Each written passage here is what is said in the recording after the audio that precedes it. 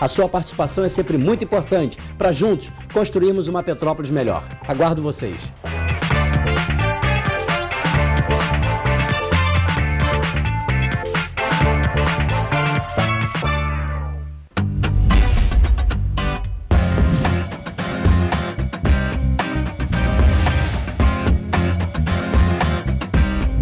TVC 16. Aqui você se vê.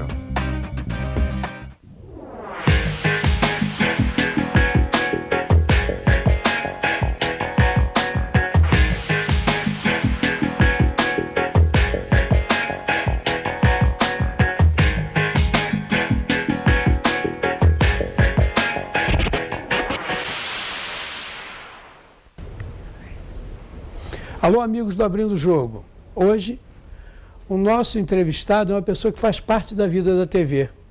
Além de ter sido um dos primeiros entrevistados da TV Cidade Imperial, Canal 2, há muitos anos, foi uma pessoa que emprestou seu prestígio para essa emissora na época, porque era uma coisa tão primária que ninguém queria ir lá. Ele se prestou ao trabalho de colocar a sua imagem naquela emissora que começava de maneira incipiente e sempre foi parceiro da gente aqui em todas as nossas necessidades. Nosso entrevistado de hoje é o controlador geral do município, Sebastião Médici. Sebastião, que bom que você pôde vir. Bom dia, boa tarde, boa noite. Haverá muitas reprises ao longo da nossa semana e o pessoal vai te ver em muitos horários. Que bom que você pôde vir, você, parceiro, uma pessoa que acompanhou o iniciozinho da nossa carreira aqui, como nós acompanhamos o início da sua carreira, né? Eu acho que ninguém melhor do que você para falar desse início, né, Sebastião? É verdade, Falcone. Aliás, a gente fica satisfeito, feliz mesmo de chegar hoje e ver a estrutura que a TV tem, né? Essas câmeras aqui de última geração, a gente vê a qualidade do programa. A gente conversava no início na calçada lá do Barral Expansão. É verdade. Com o repórter recebeu uma pilha de lista telefônica para poder chegar na minha altura aqui. Porque você tem 2 metros, Jesus. De altura.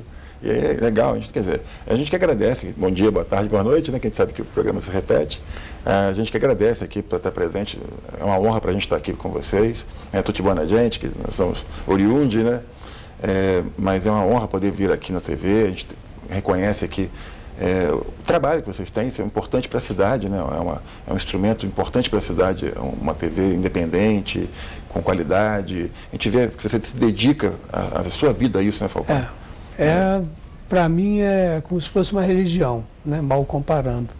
Mas para você também, você começou com um monte de problemas naquela época. Sim. E hoje você, além de ser um vencedor, você é uma pessoa, junto com seus colaboradores, que se você fosse um designer de moda, ia dizer que você lança moda. Obrigado. Mas no seu caso, você lança novas técnicas de como controlar as finanças, de como diminuir custos. Vamos falar um pouquinho sobre essa ideia de tentar transformar o serviço público numa coisa mais ágil e numa coisa mais eficiente para o contribuinte. Claro, é importante até porque a população entenda que a gente não para de trabalhar. Nós temos o expediente do dia a dia, nós temos o trabalho do dia a dia, tem a demanda que chega.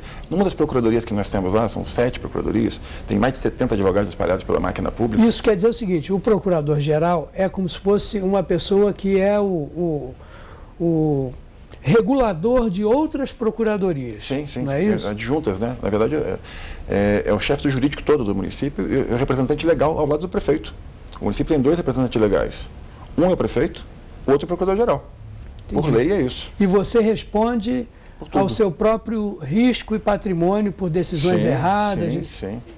E graças a Deus, em quase 20 anos, não tem nenhum problema com a justiça, não teve, nem nunca tive nenhum tipo de condenação, de nada, nenhum questionamento. Porque questionamento tem investigações, tem sempre, é saudável que tenha. Ainda mais hoje, né, que as coisas estão aí meio obscuras, né, em várias áreas. Né? E hoje, acumulando com a Controladoria Geral do município, eu vejo a maior ainda importância de dar prosseguimento ao trabalho que foi feito lá, muito importante, de dar transparência. Quando eu cheguei na Controladoria, me veio uma imagem na cabeça, Falcone, do Palácio de Cristal. Eu vejo que a Controladoria deve ter um símbolo, que não é minha área, né? Minha área é Procuradoria, sou procurador concursado, é a minha área, eu estou hoje acumulando com a Controladoria Geral, que é o órgão de auditoria interna. Saiu o Dr. Fábio, que Fábio, é meu amigo, saiu. Uma pessoa magnífica, né? Não tem como conciliar a vida dele. Conhecedor da lei, conhece, profundo. fez um bom trabalho lá, criou a legislação do PAR, criou o Conselho Municipal de Transparência, elevou Petrópolis muito no ranking de transparência no Brasil, que estava para trás, cobrava isso da gente lá, de manter o site transparente, atualizado, né? Isso é importante. Não é muito minha praia, mas quando eu cheguei na Controladoria, a visão que eu tive foi o Palácio de Cristal. Eu estive na Espanha em 2013 e lá eles falavam de bolsos de cristal. Uma expressão que para a gente é muito boa, porque lá é como se fosse bolso de blindex no Brasil. Né? Cristal para a gente lembra copo, né? Que coisa que vai quebrar, machucar. Sabe? Mas eu imaginei assim, a Controladoria acho que poderia ter como símbolo o Palácio de Cristal. Uma transparência da gestão, a transparência das contas, a transparência dos números. E te dizia, não é só o expediente. Eu tenho uma procuradoria que a gente chama de trabalhista, que menos faz é trabalhista, né? Sim. Que lá é estatuto, não é CLT. Enfim, é questão técnica. A funcional lá são sempre... Não é regido pela CLT, não. Tem regras próprias. Tem um estatuto. Nós temos a CLT própria que chama Estatuto dos Servidores. Lá chegam... Em caso de desacordo, só pode recorrer baseado no próprio estatuto. Exatamente. Né? Isso, aquilo ali é a lei orgânica, entre aspas, dessa atividade. Exatamente. Né? E não é na Justiça do Trabalho, é na Justiça Estadual, na quarta vara. Olha. É lá. Lá a gente recebe em média de 180 a 200 mandados por dia.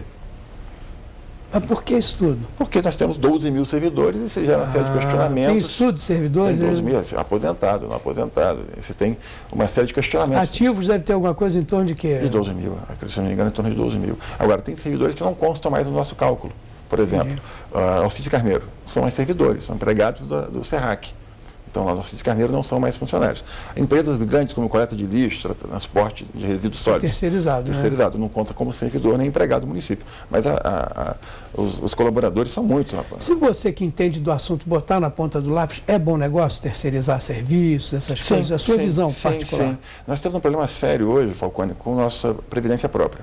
O prefeito Bernardo Rossi teve a coragem histórica, um marco que acho que ninguém deu muita ideia, ninguém deu muita repercussão para isso, porque é aquele assunto que é tipo o que a gente fala que é saneamento básico, não dá voto, né? Entendi. Mas ele criou essa segregação de massa. Igual obra de infraestrutura, ninguém vê, não dá. Ninguém vê. Se não for uma ponte, ninguém vê. Se for só melhorar a beira do rio, como se faz também, inclusive, ninguém vê.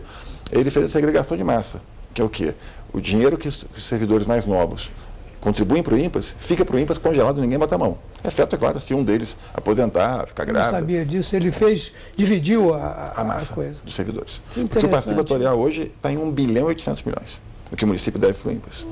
Dá quase duas arrecadações anuais? A arrecadação dá menos que isso. A arrecadação, o orçamento é 1 bilhão e 100 e tal, mas tem 100 milhões de possível crédito do Finisa, empréstimo, que não saiu ainda, então não é arrecadação. Então é 1 bilhão mais ou menos. Não, 900 milhões, 900 porque você tem, quando você paga o servidor, você desconta aqui, você empenha para o INPAS. Aí o INPAS pega o imposto de renda e paga de volta para cá. Aí a gente vai gastar de novo e empenha de novo. Então o orçamento, às vezes, ele é empenhado 4 vezes o mesmo dinheiro. Se fosse nota, né? Ele usaria o orçamento 4 vezes mais. Então, mas não é de tudo. Mas isso é em função do melhor controle ou é um emperro da máquina administrativa? É normal, porque você para poder... Tem que fazer, né? Tem que fazer. É o seguinte, você tem o seu salário, cidadão comum. Aí a esposa vai lá e faz a lista, tanto para aluguel, isso é orçamento. Quando o dinheiro entra com o financeiro, você tem que depois empenhar. Aí você não pode gastar mais do que estava previsto arrecadar. Então, é lógico, só que às vezes o dinheiro vai e volta várias vezes. Né? Então, quando você paga o INPAS, você empenha. Quando o INPAS paga o servidor, ele empenha de novo lá. É outro orçamento. Aí ele desconta o imposto de renda do servidor fica para o município. Aí o INPAS paga o município, empenha de volta.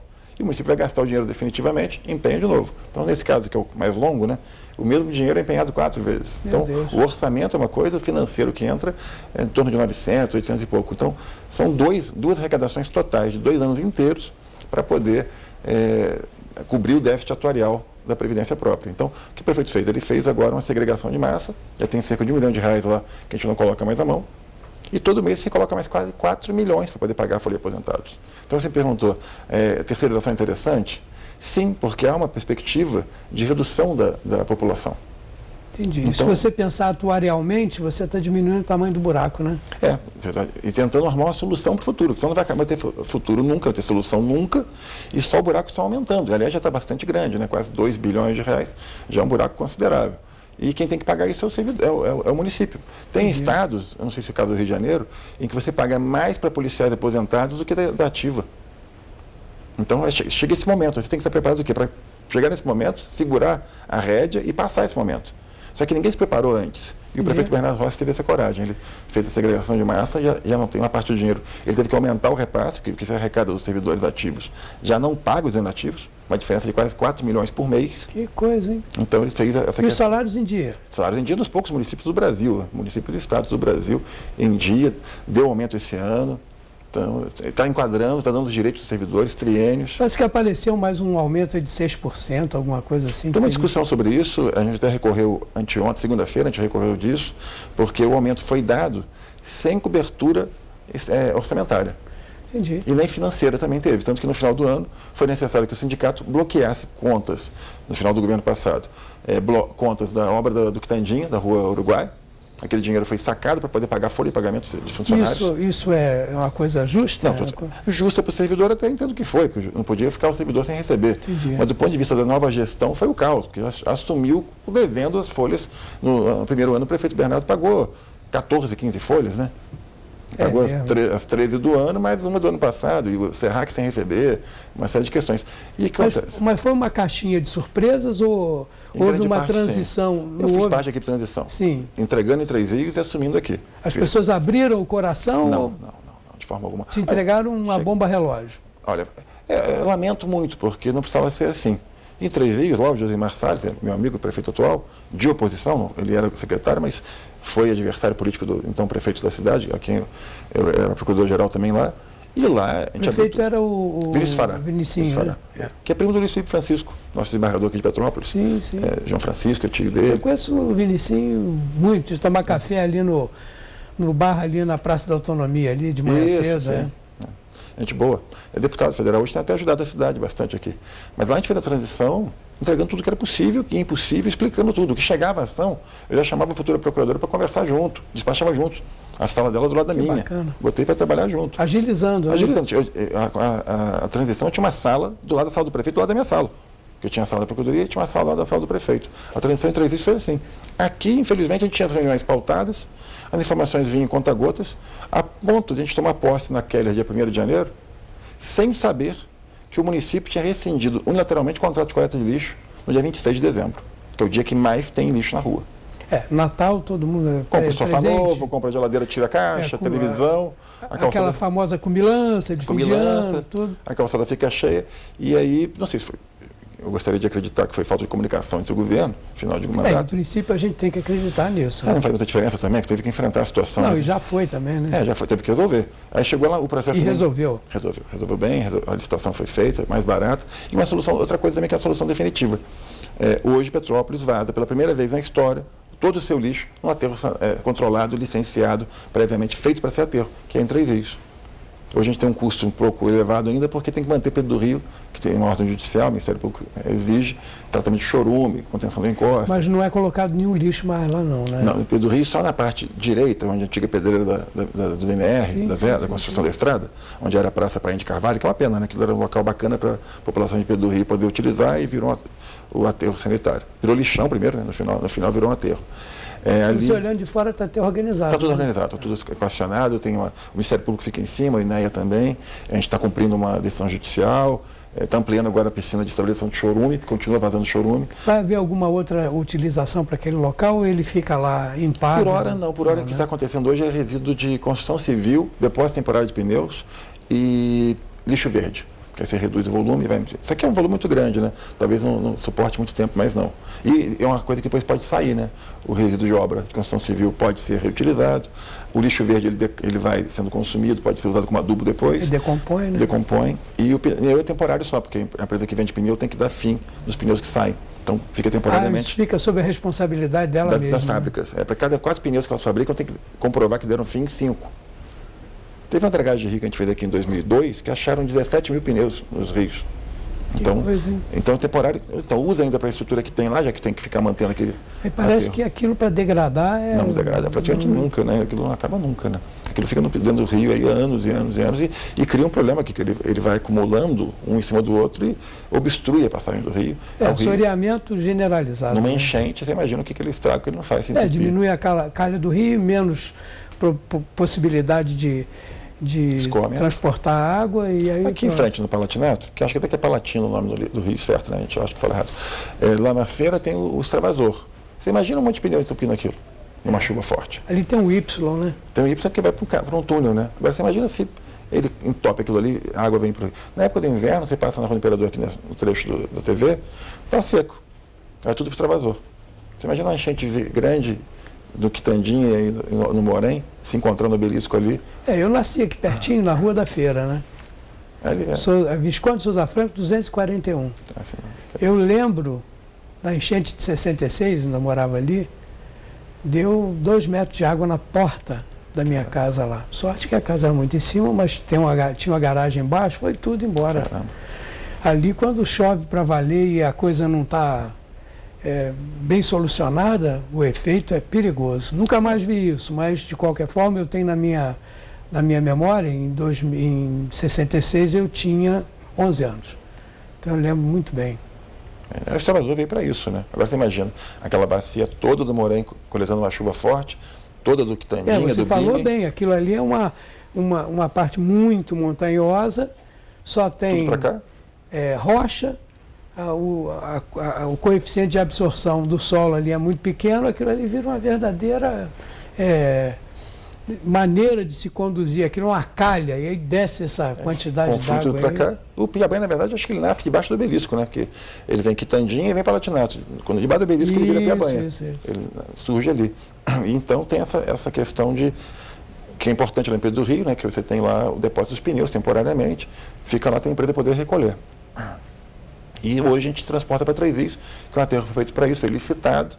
E é uma solução para os próximos 20, 30 anos, próximas gerações praticamente.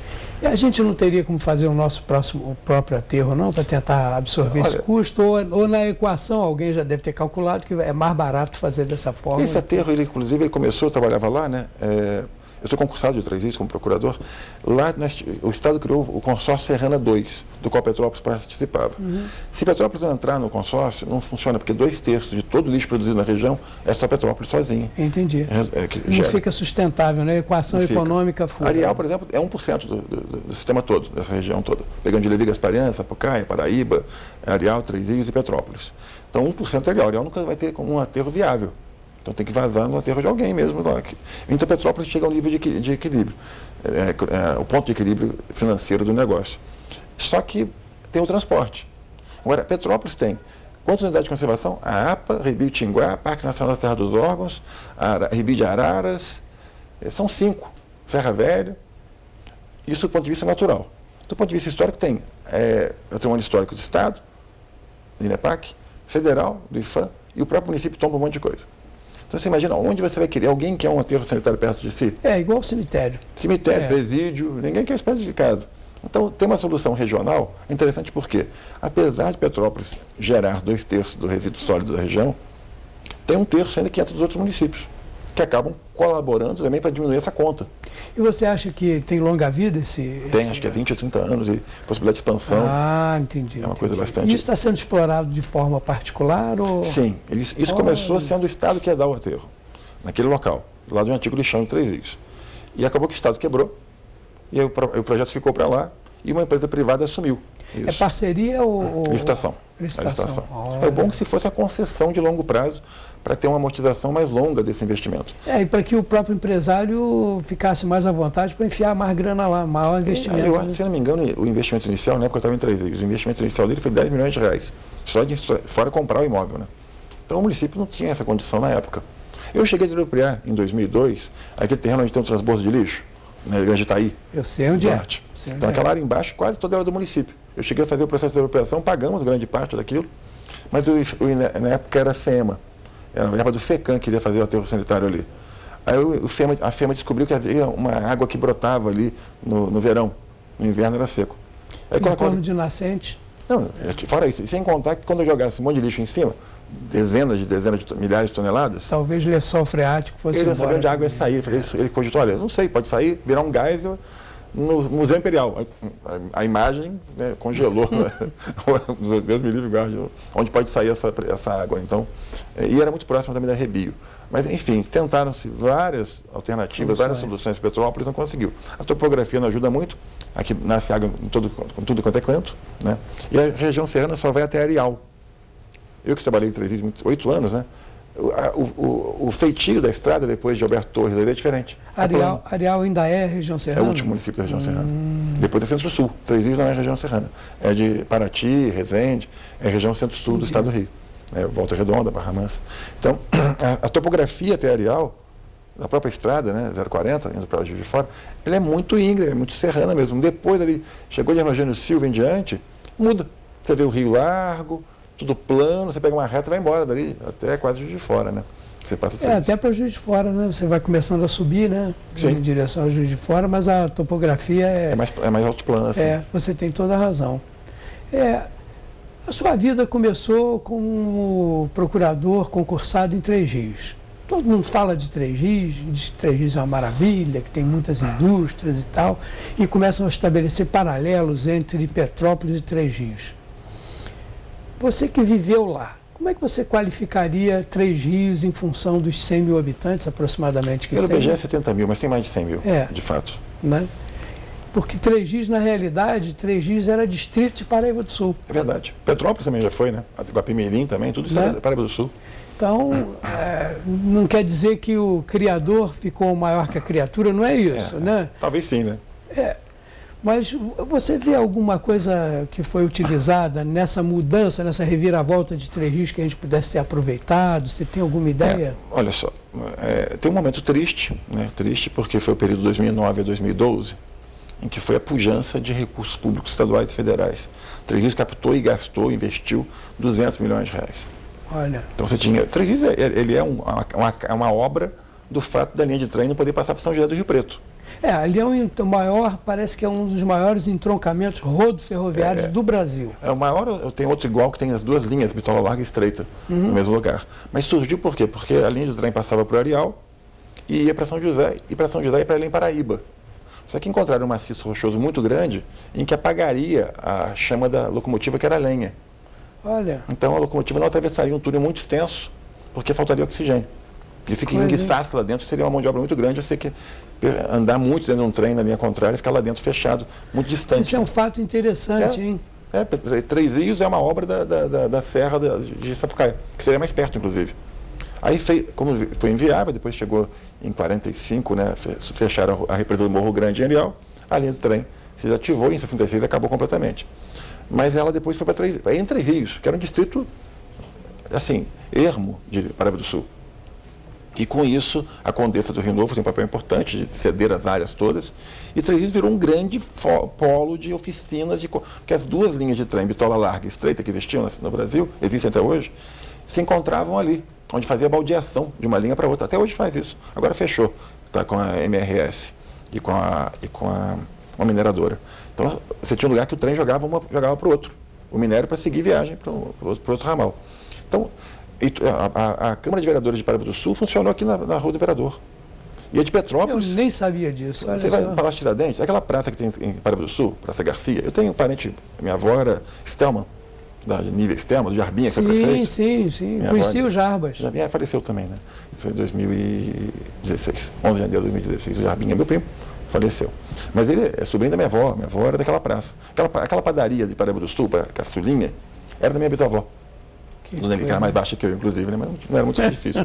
Aquela praça Garcia Paes Leme, que foi quem fez a estrada, a ponte, que o dia tinha pedágio, aquela ponte que vai para Werneck, do outro lado não tinha nada. Eu lembro disso. E até Guapimirim. Não, eu lembro de pedágio lá há algum tempo. Eu não lembro disso, não. Não sei se foi ali, não foi ali, não. Eu lembro do pedágio na Bem Posta. Bem Posta, que era a casa da minha família, né? Os italianos lá de Médici moraram em Bem Posta 5 gerações. Médici, tudo de boa gente, né? É Falcone. Capaz de ser parente aí, Falcone. Se bobear, rapaz. Se estudar muito. Então, Três Rios teve essa oportunidade.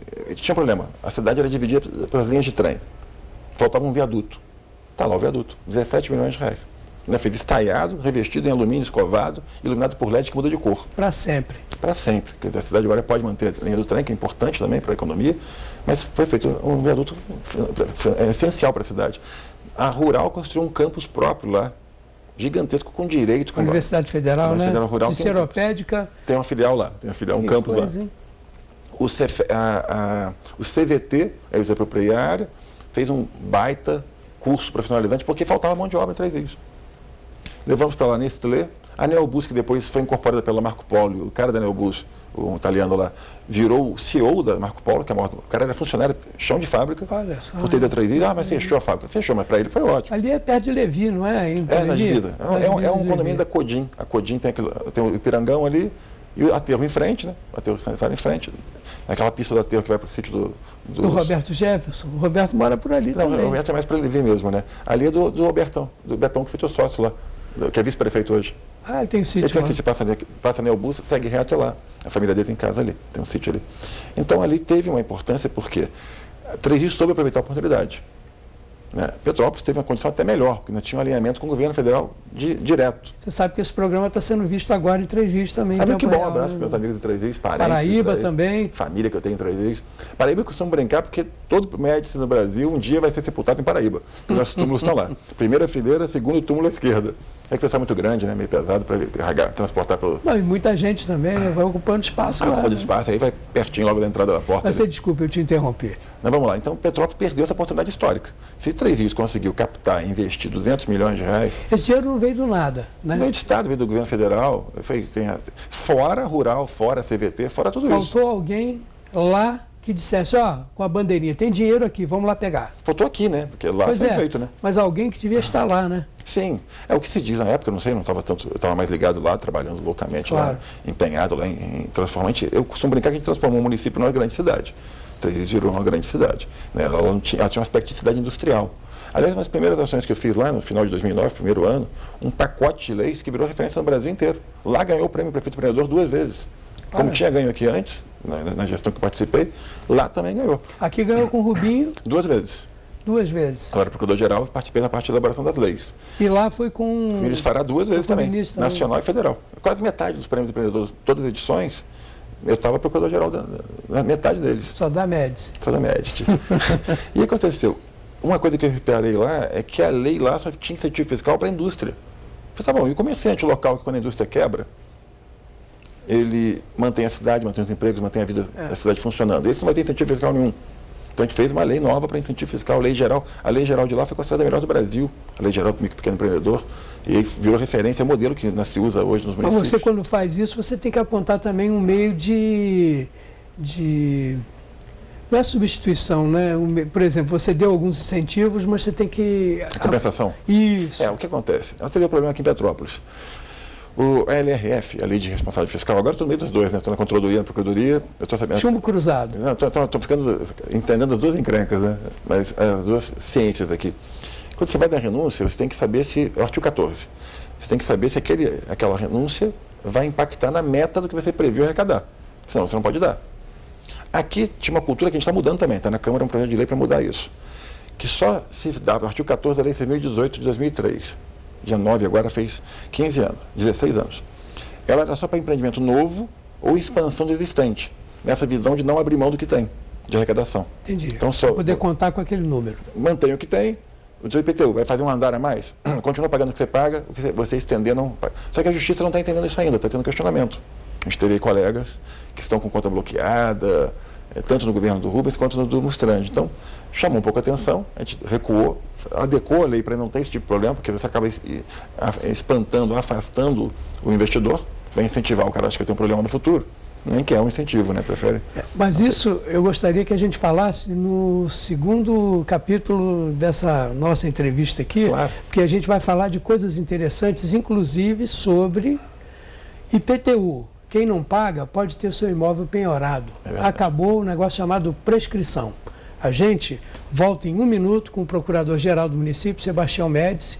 Se vocês tiverem alguma dúvida, assistam essa segunda metade da nossa entrevista, que certamente vocês saberão tudo sobre IPTU, sobre a modificação da legislação a respeito de prescrição de débitos com o poder municipal. A gente volta já já.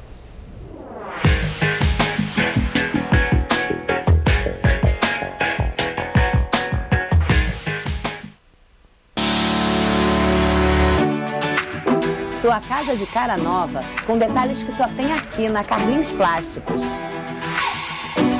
Inverno chegando e eu estou aqui com o melhor amigo das donas de casa. Os pisos laminados, vinílicos, carpetes, só aqui na Carlins Plásticos. E ainda tem mais, mão de obra própria.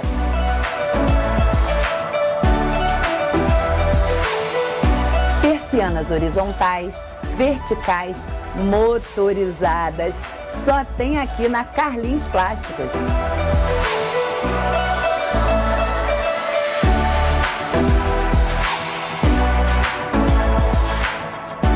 Carlins Plásticos, há 54 anos, atendendo a cidade de Petrópolis. E as melhores condições de pagamento para você. Oi, eu sou a Mônica. E essa é a minha história de bullying. Tem uma garota bem popular na minha escola que me tratou mal por muito tempo. Uma vez ela tentou me humilhar e me derrubou na frente de um monte de gente. E ela sempre me chamava de alguma coisa feia que ela inventava. Os outros alunos sempre ficavam do lado dela e contra mim só porque ela é popular. E eu acho que eles ficavam com medo que ela fosse virar contra eles também. Eu tinha medo de contar pra alguém porque eu achava que isso ia piorar a situação. Mas a minha mãe viu que eu tava triste, então eu contei tudo pra ela. Ainda bem que eu falei. Minha mãe falou com a escola e explicou pra eles o que estava acontecendo. Agora a menina popular parou de ser chata comigo e com os outros também. E no final foi melhor pra todo mundo.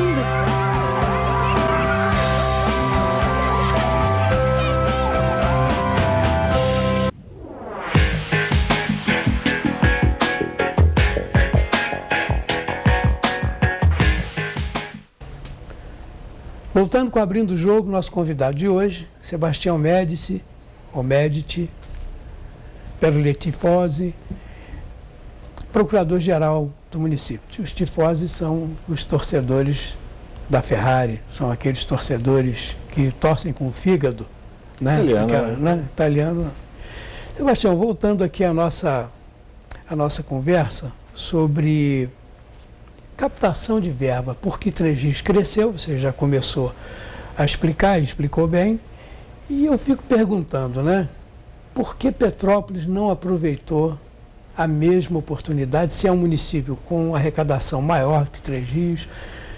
Não vou dizer que é uma cidade mais importante que Três Rios, não é, mas historicamente Petrópolis tem um posicionamento que às vezes incita as pessoas a pensarem que nós só temos reis, rainhas e príncipes aqui. Então, teoricamente, é uma cidade que tem uma certa pujança. Por que nós não conseguimos fazer com que os investimentos fossem nesse mesmo ritmo? Olha, Falcone, é a questão da oportunidade perdida, né? A gente fala, tem essa teoria da oportunidade Agora perdida. já era, mas alguns recursos ficaram por conta do Estado, para a Vila União, no alto da Serra, descendo a Serra Velha ali. Tem acho que 70 milhões de reais parados numa conta, até hoje ninguém sabe como gastar aquilo. O município quer apropriar para si da chuva da inundação de 2011. O dinheiro está lá. Está lá, não sei se já foi embora, foi arrestado, né? Mas estava lá. Então não houve uma agilidade que Três Rios teve. Do ponto de vista da indústria, a menos que a gente consiga recuperar essa lei que a gente mandou para a Câmara agora, acho que depois que quiser até ficou à disposição, é um prazer vir conversar com você. Vai ser muito bacana. É um prazer pessoal, porque sabe que eu gosto muito de você, gosto aqui, a ligação que eu tenho com a história da TV, mas acho que Você foi um dos que chutou as primeiras bolas, você pisou no primeiro chão que essa emissora foi instalada. Faltou muita Globo, né? A gente falava aqui, depois saía na Globo, né? É aqui verdade. Furou muita Globo. Foi muito bom. Foi muito bacana. Mas eu até venho aqui depois, porque são várias frentes. Perdão. São várias frentes que essa lei traz. Agora, mesmo que a gente possa recuperar os galpões antigos, Petrópolis se industrializou com a topografia difícil já para a época, por conta que a energia era a força da água.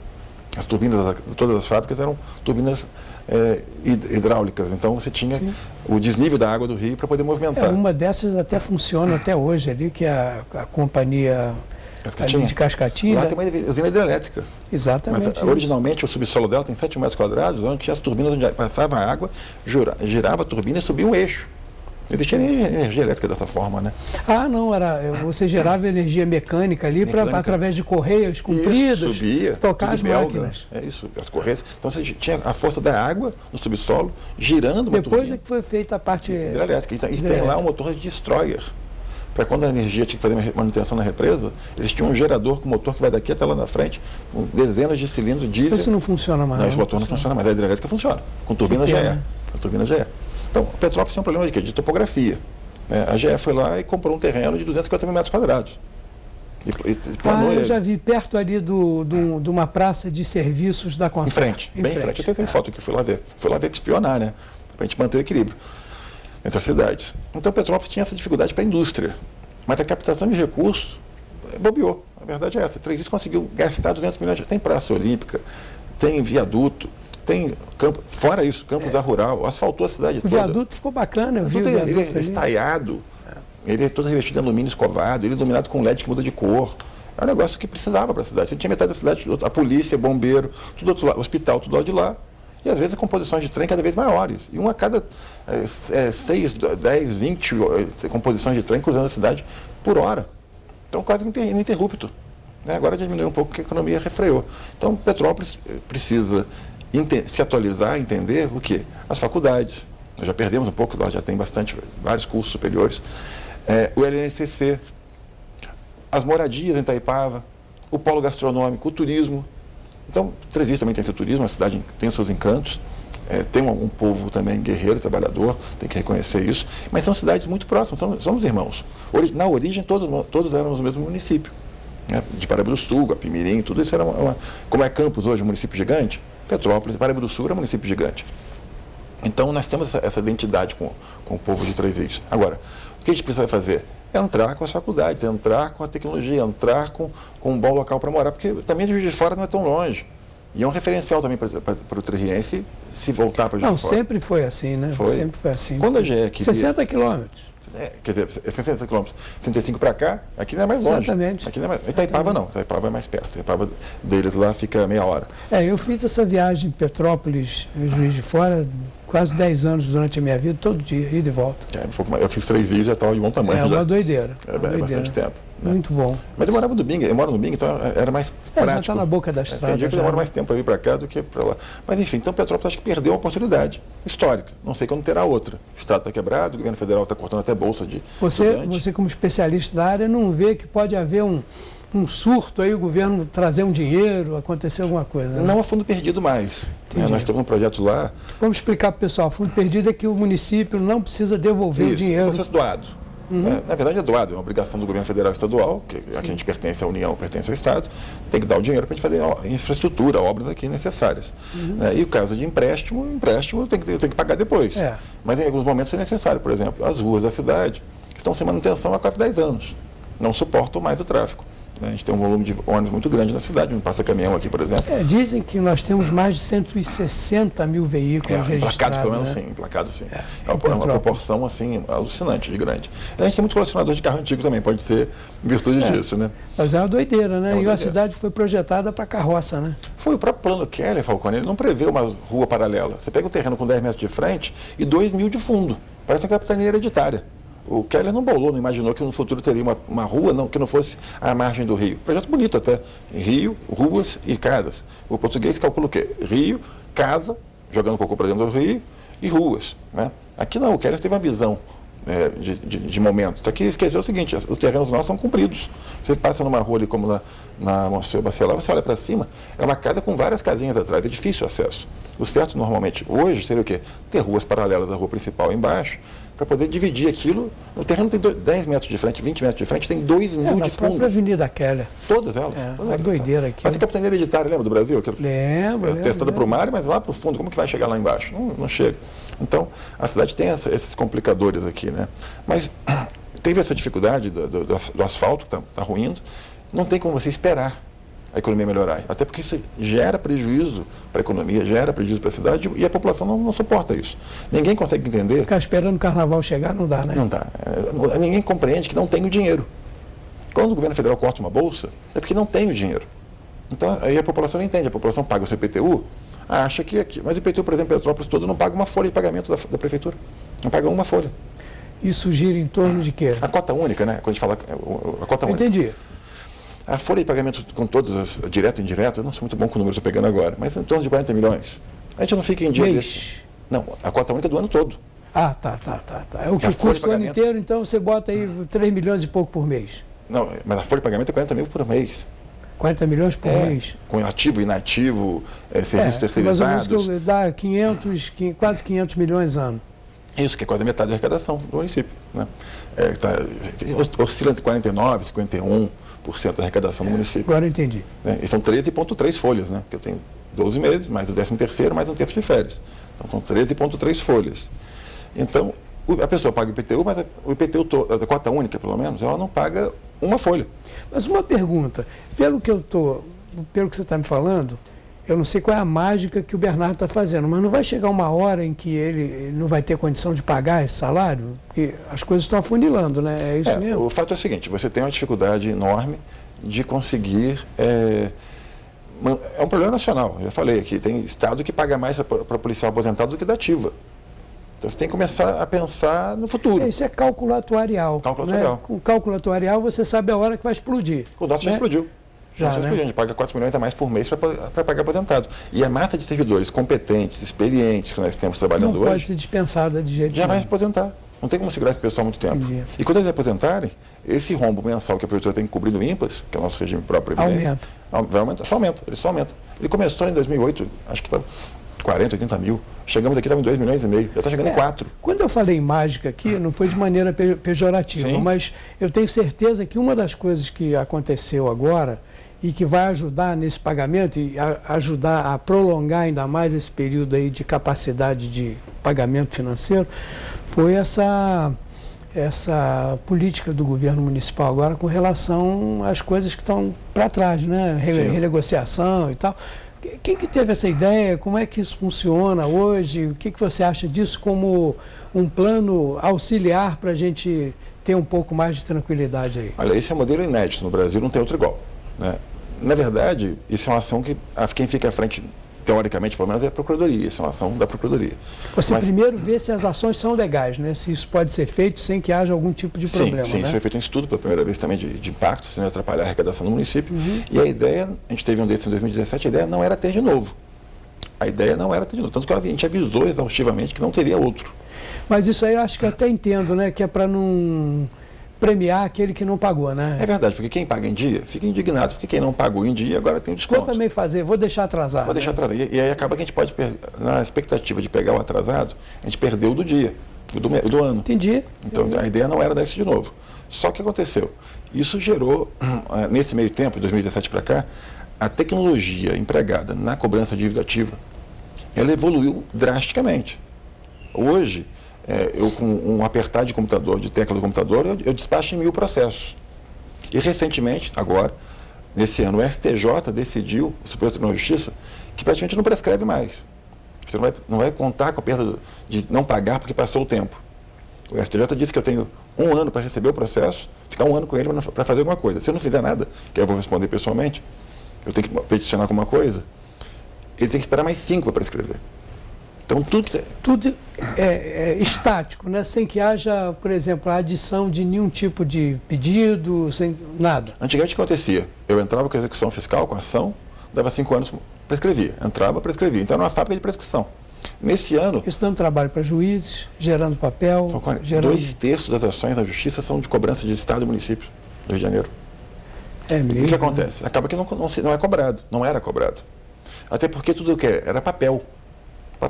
Então, você tem uma série, mas eu poderia ficar um dia aqui contigo, 1 hora, mostrando os convênios que eu tenho, inclusive o Petrópolis, o prefeito Bernardo, é destaque no site do Tribunal de Justiça toda hora. Está lá o presidente do Tribunal de Justiça, eu e o prefeito assinando convênio com o presidente do Tribunal para aperfeiçoar isso, até porque o Tribunal de Contas exige que eu faça isso, que eu cobre. Não pode ficar fazendo de conta que cobra. Ele argue vocês, se houver alguma coisa? Eu posso até ser processado, eu posso ser cobrado de mim o dinheiro que é perdido, porque prescreveu. Mas de você, eu nem tenho dinheiro Sebastião? Sebastião, o prefeito Bernardo, pessoa física, meu CPF. Então a gente está nós somos praticamente obrigados a adotar a tecnologia que muda. Por exemplo, como que você concebe, imagina, quando te pergunta, citar alguém numa ação judicial, aquela comunicação inicial? Um carro, um oficial de justiça que vai na casa da pessoa.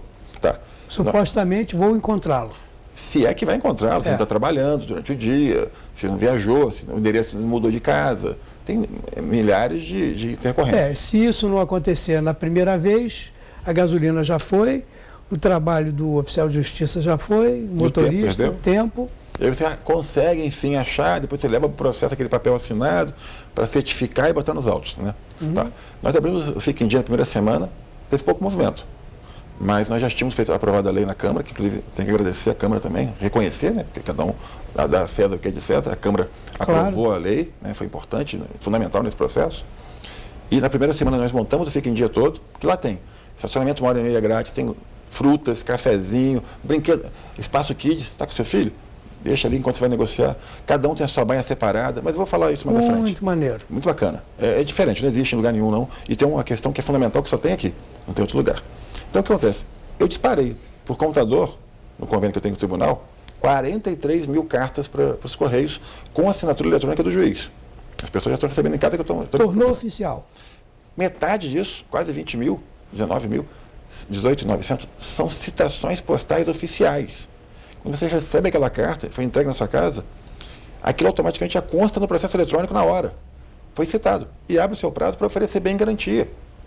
Ou você vai ser penhorado. Você só consegue negociar se você oferecer alguma coisa em garantia? Não precisa. Não precisa. Mas na ação judicial, você pode contestar, que não é contestar, que são embargos. Na hora do embargo você é obrigado a garantir o juízo. Entendi. O cidadão, então o que a gente fez? Quando a gente viu que agora, com uma petição, eu disparo e despacho em 1.000 processos. Eu despacho em 10 mil processos com uma petição. Porque os motivos são... O juiz despacha em bloco, num ano inteiro, 30 mil processos. Eu respondo numa petição só e aquilo distribui automaticamente, porque é tudo eletrônico.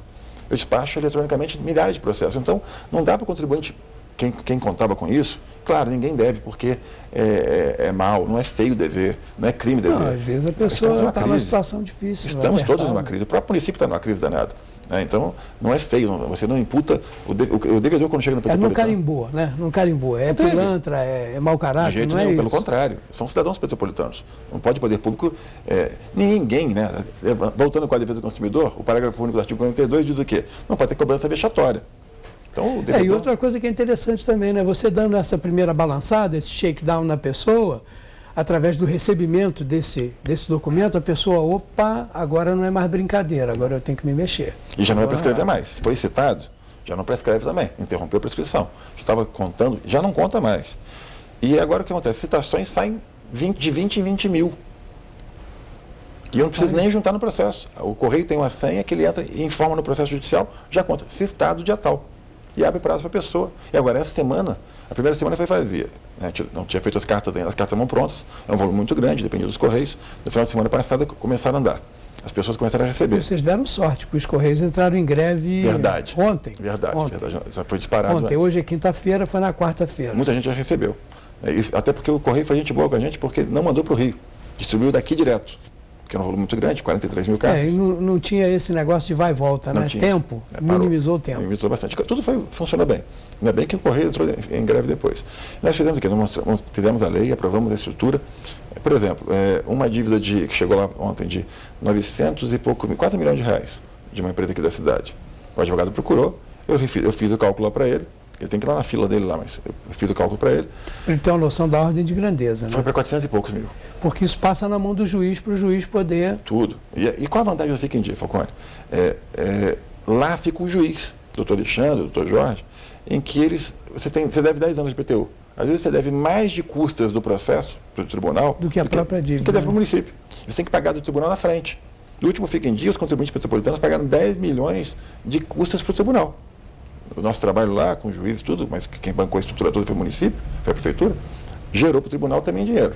Então o tribunal está ajudando, estão nos ajudando. Que é importante que a justiça funcione bem. Não, cada um fazendo seu papel. Fazendo seu papel. Então o que acontece ali, você leva seu comprovante, é importante, quem estiver nos vendo aí, leva o comprovante de renda, mesmo que você ganhe bem. Mas se você ganha bem e deve muito, você pode ser desonerado nos juros e multas e também das custas e taxas judiciárias. Não, e quem for fazer o acordo sabe que ele tem condição de pagar. Sabe, mas também sabe se ele tem ou não tem. Às vezes, quando você junta tudo num processo só. Entendi. Então, lá tem uma negociação. A gente não pode negociar, só posso fazer o que a lei autorizou. Uhum. Mas lá tem uma margem de quê? Você é uma empresa, mas tem que pagar R$1 milhão nessa crise de IPTU atrasado. Então, a gente cai para 400 e pouco. Nesse caso, dava 17 mil de taxa judiciária e custos. Pagaria 9, 10. Cai para 50%. Cai para um pouco mais de 50%. Mas na média dá isso. Então, é uma oportunidade ímpar. Né? Não tem a dúvida. Não tem. E aí você tem o quê? Você tem à vista, você tem 100% de juros e multa, fica só o valor histórico corrigido, que eu não posso abrir mão dele. Em 4 vezes tem 80% de desconto de juros e multa. Em 6 vezes tem 70% de juros e multa. Em 8 vezes tem 60% de desconto em juros e multa. E 50% de desconto em até 12 vezes. Foi feita uma tabela progressiva. O que a gente fez? Eu peguei o histórico dos últimos e vi o que teve adesão e que as pessoas pagaram. Porque tem gente também que parcela e paga só uma. Para parcelar de novo tem que pagar agora um sinal na frente. Porque tem gente que parcela, paga uma, tira essa tira negativa e deixa o parcelamento para lá. Então, para coibir esse tipo de conduta, que não é o geral, mas acontece, tem que dar uma entrada maior para poder pagar. Aí eu não quero pagar, não quero aproveitar o desconto, não tenho como pagar só em 12 vezes, nem à vista. E o débito muito antigo, recomenda-se pagar à vista, porque o juro é muito maior do que o principal. Então, às vezes é 3 vezes mais que o IPTU desse ano, no IPTU de 10 anos. Não vai ter essa condição nunca, né? Aí é melhor pagar à vista, porque você vai pagar 1/3 do que teria que pagar. Agora, se você não tem condição de pagar em 12 vezes... 1/3 somado os emolumentos e somado a dívida. Dá um pouco mais do que desse ano. Um pouco mais. Para quem está 10 anos, 11 anos sem pagar, né? É um auxílio. E, por outro lado, você pode parcelar até 48 vezes sem ter os descontos, você paga até 4. Então, apesar das dificuldades, a gente entende, teve um slogan lá, acho que foi até um estagiário que falou, desse jeito, só não paga, quando a gente explicou, né, ele falou assim, só não paga quem não quer, né? Não que seja isso, porque a gente sabe que a crise é grande. Mas a gente está com um protesto na rua, a gente manda para o online, para o cartório online, manda arquivo, ele vai protesta, te dá o prazo. Ferrado, então. Aí SPC será automaticamente, você não paga. Eu fui outro dia tratar de um documento aqui que parcelamento de simples e tal, me meteram um protesto lá, quase que eu quebrei. E para tirar, eu gastei um dinheiro danado. Sim. Então, para quem está ouvindo a gente, evite. Por favor, evite, porque há uma mão de obra e o pessoal dos cartórios adora, né? A gente não pode evitar, até porque o Tribunal de Contas exige que a gente tenha um prazo de cobrança amigável. Você presta conta disso, eu presto conta, é um dinheiro público, não posso renunciar a ele. E também a parte administrativa de cobrança, a gente não faz nada, a gente fica esperando alguém vir pagar. Então agora a gente vem e protesta. A gente vai e manda carta. Metade dessas 20 e tantas mil cartas são de cobrança. Telefone, a gente de tempos em tempos monta essa estrutura. Então, evitar bloqueio de conta bancária. Essa semana, não vou dizer quem é, porque eu não vou expor ninguém aqui, né? Mas são até famílias ricas da cidade. Estão tendo os imóveis penhorados. E uma coisa, Falcone, você tinha me perguntado no intervalo? Essa é a parte quente do negócio, né? Essa parte... Porque houve uma mudança significativa com relação agora aos bens que eram supostamente bens de família que eram protegidos e não é bem assim, né? Essa é um mito. É um mito. Não existe essa proteção de bem de família para dívida do IPTU. O IPTU pode, sim, e inclusive deve levar o bem a leilão. O IPTU quer dizer Imposto Predial e Territorial Urbano. Então, aquilo ali é um imposto que a prefeitura cobra ao contribuinte pela utilização do solo, não é isso? Isso. O fatirador é ser dono de um prédio ou de um terreno com prédio. E eu estou utilizando, é dono? Ok, beleza, paga aqui Na área urbana, né? Porque a curiosidade é o seguinte, na área rural é o ITR que é do INCRA. Sim. O município administra a parte urbana. A parte rural é federal. Ou até um pouco estadual, mas a parte rural, você não licencia na prefeitura, você é no INCRA, direto no cartório, o imposto é federal, o município gere a parte urbana do município. Entendi. Né? E nessa parte aqui urbana, a pessoa tem que entender que se não pagar, vai a leilão e não prescreve de jeito nenhum. Não, agora a prescrição é quase impossível, E o imóvel dele pode ir a leilão. Isso é uma determinação emanada do Supremo, não é isso? Foi do Superior Tribunal de Justiça, do STJ, numa repercussão geral com efeito repetitivo, ou seja, os juízes são obrigados a decidir dessa forma. Teve um julgamento aqui em Petrópolis... Cria o que eles chamam de... não é jurisprudência. É jurisprudência, mas não é súmula vinculante, que súmula vinculante é só do Supremo. Aqui é o efeito repetitivo que vincula os magistrados. Por exemplo, o juiz aqui chegou a dar a prescrição de 2008 e 2009 esse ano. Esse ano teve. E pela primeira vez na história, a Procuradoria reverteu e mandou reescrever. No STJ. No Tribunal de Justiça do Rio, já cumprindo a decisão do STJ. Hoje, inclusive, deve estar julgando outro recurso nosso para ampliar e esclarecer esse julgado. Mas o fato é que não tem mais prescrição. Primeira lenda. Então, é bom o pessoal saber que agora, querendo ou não querendo, a regra do jogo mudou e eles têm que se adequar.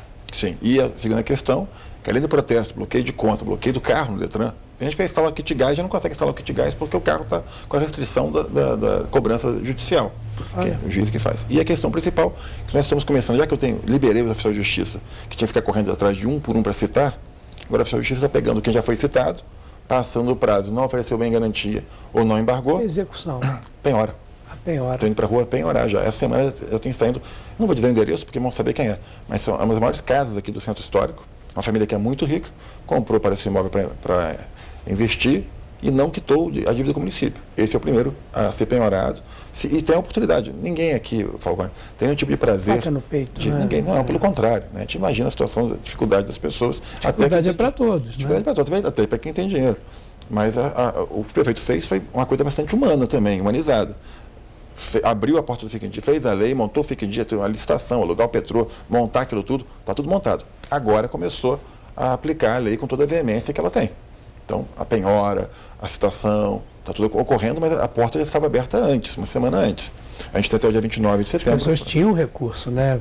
Agora tem a oportunidade de resolver. Né? E o que a gente sugere é o seguinte, resolva para trás. Quem puder pagar à vista é bom para o município, é bom para o contribuinte, porque desonera muito.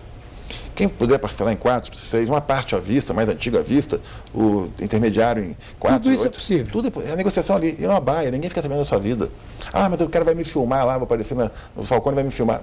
A TV, quando chega lá, pede autorização. Não, e outra coisa também, a gente tem evitado dar close e tal, pega o ambiente. Só se a pessoa autorizar. Só dá entrevista a quem quer, você sabe. Fica, de certa maneira, constrangedor. Às vezes a gente até pega funcionário nosso e coloca no guichê. Quem não quer ser filmado, a pessoa sai.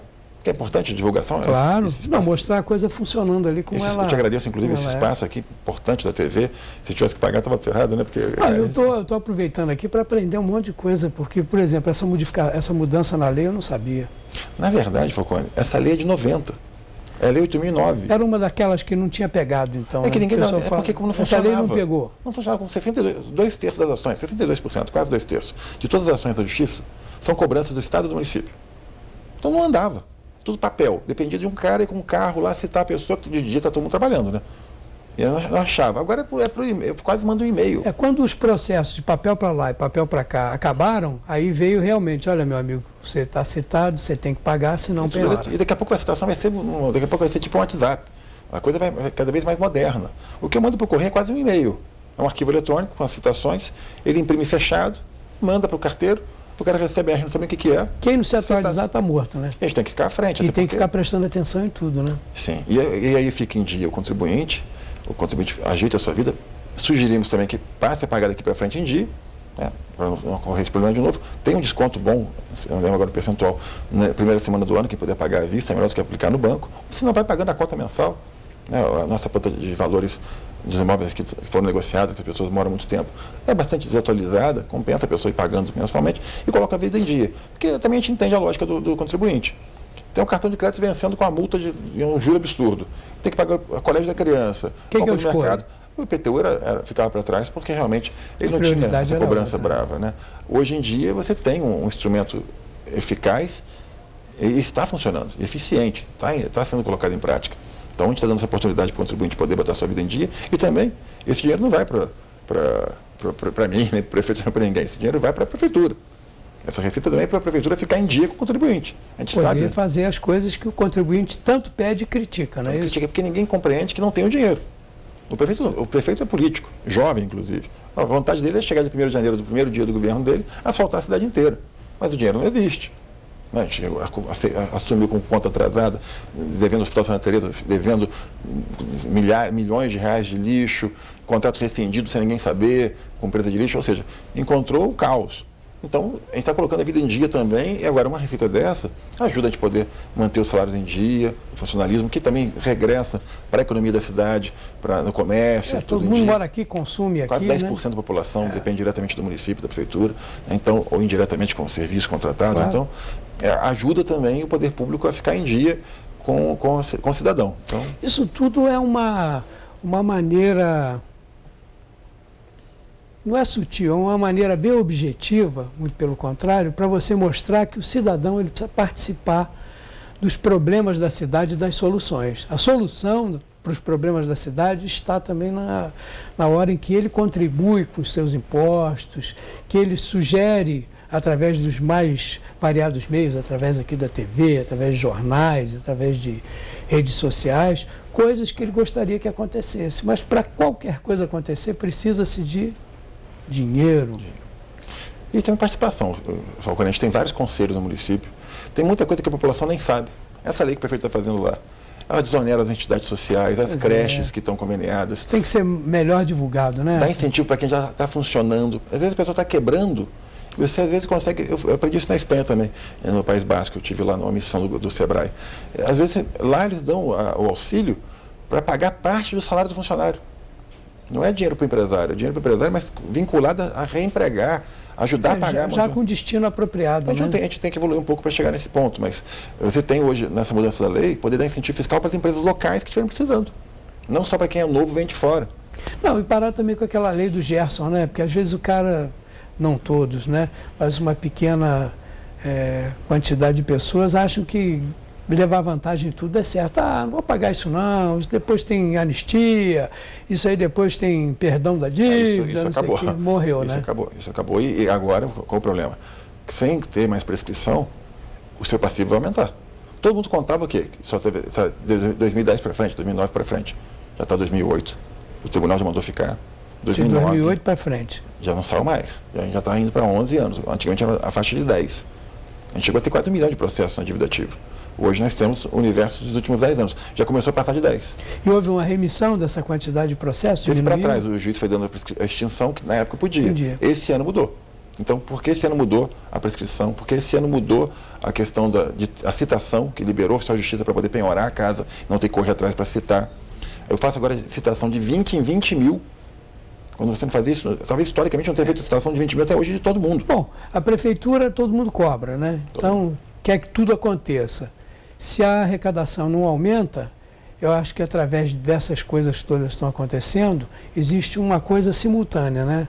Existe uma diminuição de despesa das coisas e uma recuperação de dinheiro que estava praticamente jogado fora aí, perdido. E deixar a pessoa também ter condições de botar sua vida em dia com uma certa folga, viabilizar isso, porque também a pessoa não consegue pagar 10, agora são 10, 12 anos. Né? São propostas inteligentes para motivar o cidadão a ir lá e negociar. Sim, e bem recebido, tá? Ele tem lá, fica no lugar. Não é um inimigo, né? Ele Pelo tá contrário, lá nós cidadãos, nós somos funcionários dele. Está lá para contribuir. Ele está chegando, nosso patrão chegou. É o contribuinte. Ele é atendido com. Vale até a pena ir lá. Eu fiz isso. Eu peguei um dia uma senha, todo mundo ficou me olhando, né? Porque eu peguei uma senha, tinha um dado do imóvel, que era uma sala nova que a gente tinha comprado com a minha mulher, que eu não sabia o endereço certo, se era aquilo certo. Fui do lado da CADA, que era do lado da fazenda, confirmou, me deu inscrição, entrei na fila, não fiquei 1 minuto sentado, que foi a primeira semana também, né?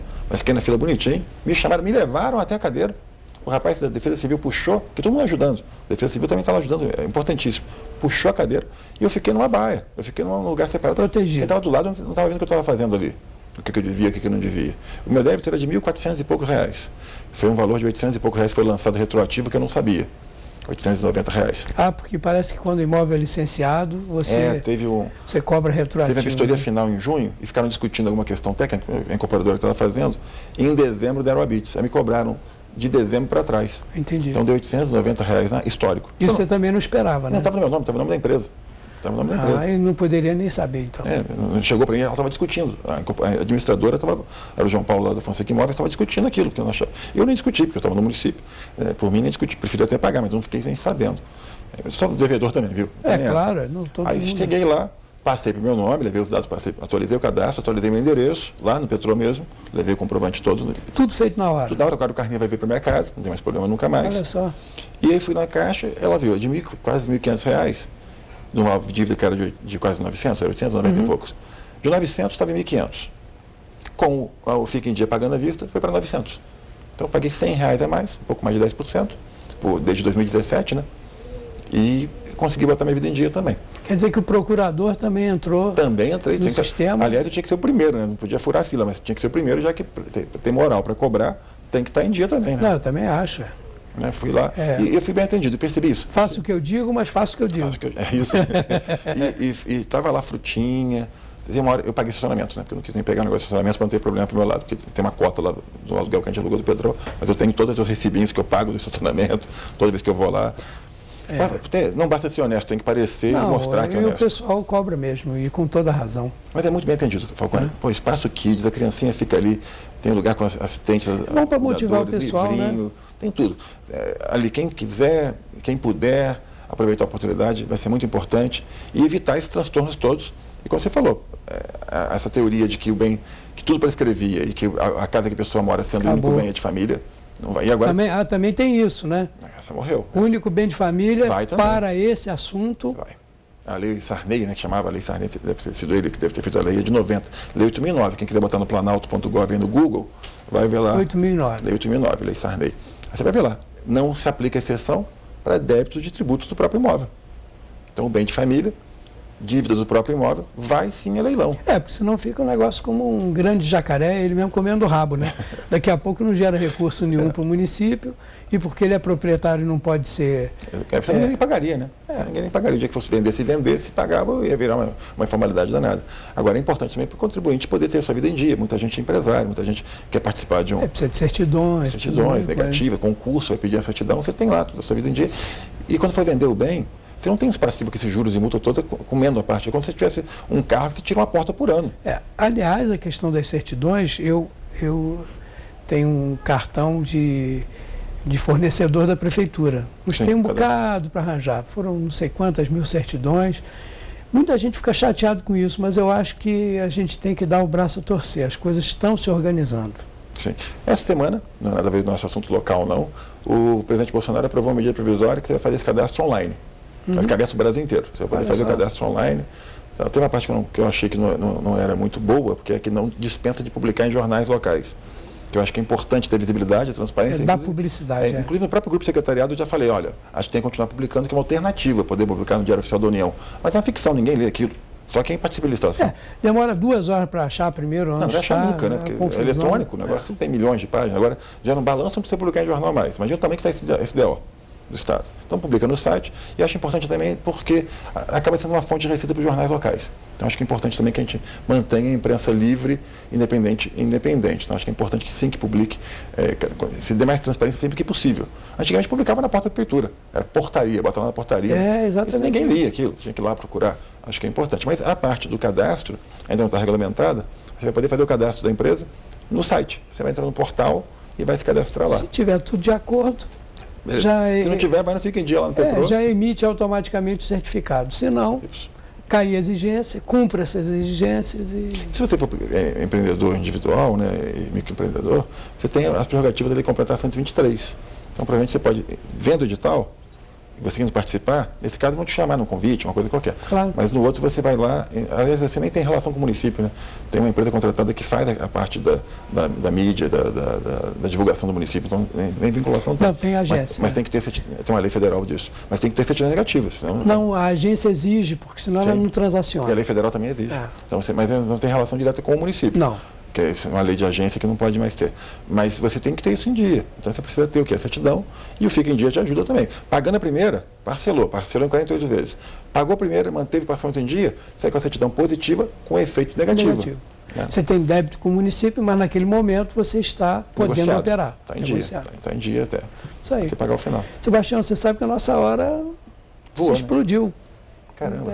O troço de doido, né? O cronômetro está dizendo aí. A conversa é boa, né? Nós passamos até 7 minutos. Eu, de qualquer forma, fiquei muito satisfeito, aprendi bastante. Você é um cara que evoluiu bastante na profissão, já ocupou vários cargos de importância em outros municípios e está apto a resolver os problemas aqui do nosso município. O prefeito está de parabéns por ter te colocado nessa posição. Obrigado, Fábio. Eu sei que a quem é dado, muito será cobrado. Você pode ficar tranquilo que vão te cobrar até cansar. Que bom. Mas, de qualquer forma, queria te agradecer que você veio. Muito obrigado pelo espaço aqui. Vini, vide e vinci. Graças. E foi ótimo. E o nosso telespectador teve um pouco mais de informações a respeito da sua vida com relação à prefeitura, impostos e muita coisa interessante. Vejam as reprises, avaliem esse jovem Sebastião Médici aqui no desempenho da sua profissão. Se vocês tiverem alguma sugestão, ele é uma pessoa muito aberta, encaminha as sugestões e as coisas vão melhorar. Porque melhorando para ele, melhora para o município e, por tabela, para todos nós. Grande abraço, a gente se vê nas reprises.